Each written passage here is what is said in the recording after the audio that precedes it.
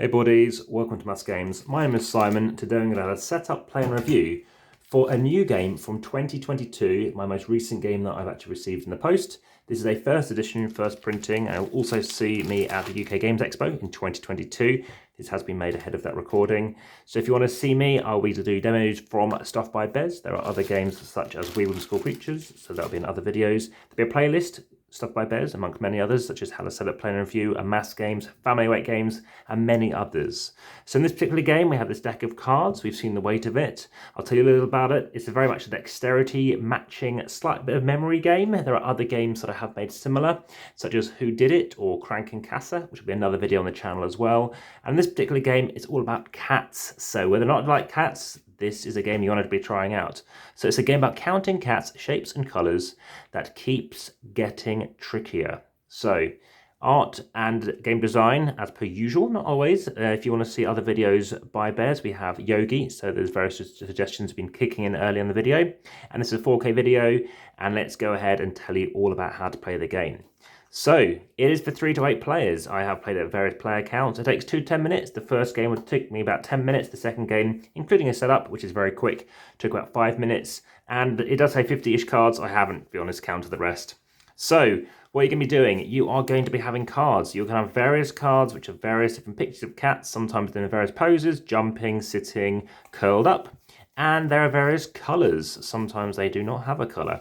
Sometimes you'll have cards which have certain colours on them as well. So you have various orientations of the card. The way you want to orientate the card, you do not need to keep on shuffling the deck as well, just to bear in mind. But you do need to have all of the black and white sides of the cards, unless it has a card on it like, oh, this is a game mat, which I do recommend for the game. You should have them all black and white, the monochrome side, because that is your requirement. That is what you're looking to try and do for the other side. Now, even people who have recently had surgery on their shoulder are rather good at this game. So if someone says, oh, no, I'm not very good at dexterity games, let them have a go. See if they can just give it a go, and you'll see they naturally want to get involved. So as you can see, you want to have making your cards this way around. Like I said, I don't know why. I think someone else must have put this away. Doesn't really matter about the orientation because you can all be sat around the table. You're going to put these all together. Again, you can shuffle them if you wish. Aim in the game is to get 5 cards to win, but it's not as straightforward as it seems. Do you know what? Let's leave it this side up as well to show what it's about. So what you're going to do is give the person, the judge, that first card. It doesn't state on this first edition, it just says anybody, and you're going to quickly turn over the card, and then you're going to be calling out exactly how many of these cats in the ball there are, okay, and putting your hands on it first. So I'll do it like this, 0, okay, because there are 0 of those balled up cats, so I'll take 1 card, all right? First 5 wins the game, but there's a catch. This time, right, let's see if I can get it really quick.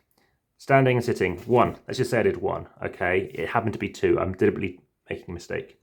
So I was wrong. What happens there? Well, not only do I lose this card, it's discarded, only the first person to do it triggers this response. So that's 0, and this goes away. Let's try it again. This time I do this, well, whatever it is. But that was somebody else's hand, that was my hand. Now, if they make a mistake, then they'll lose any cards that they have, plus this card. So we're going on to the next set of cards here. But also, because they made a mistake, it doesn't matter if I made a mistake, and sometimes 3 hands have happened, and they've gone down, and the first 2 made mistakes, it doesn't matter. So the first person who makes a mistake, they'll lose any cards. And sometimes that's good, because you're like, whoa, I didn't want to be too quick. So you want to be as fast as you can, but make sure you're not too fast, because if you're making that mistake, and it does occur, then you're going to chuck your cards back in. It's well balanced. I thought literally, I'm fairly good at dexterity games, such as Doppel, Cobra Paw in particular, and you worry that, you're seeing something like that. It's choice architecture at work here. In fact, it's pretty much a combination of Doppel and Cobra Paw, to be honest, in a way, because you're trying to match a certain thing, but obviously you're having to count, because obviously these are different enough. You see these cats and go, oh, there's 3 cats here, and in this instance, that won't help you because they're not. You need to be making sure, already I've forgotten, it's just the standing up cats, the jumping cats. You just need 1. 1 is your answer. So what would be your answer here? I'll give you a second. Can you remember what it was? Sometimes you can't. You just sat down 1, so it's just going to be an answer of 2 doing that. So various variety of things are going on here. Sometimes you have the same one, but sometimes you have other things like this. How many purple? 3. How many, we have reds in here as well. Here's a red one. again, you have 2. The fact they obviously have multiple cards the same as makes sense, because otherwise people could card count. It could turn into a bit of a Carcassonne strategy fest.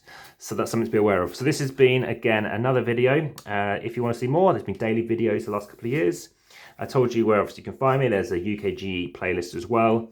Aside from that, there are other videos I bring to the channel as well, including the Wibble plus deck. I said Weeble before, but it's Wibble. I'll be giving you the Grabble video.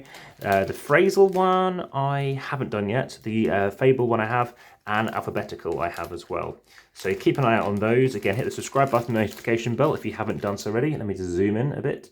And also, yes, if you want to, please let me know in the comments and descriptions. It's specifically in YouTuber's best, because everyone else is watching there. And finally, if you head through to the description, you can support the channel via Patreon. There's Linktree, there's occasionally giveaways there, so do keep checking back. And also, if you wish to, there is Instagram to follow, over 2,300 posts, including games in this series. So I look forward to telling you about the next video. Back to the table.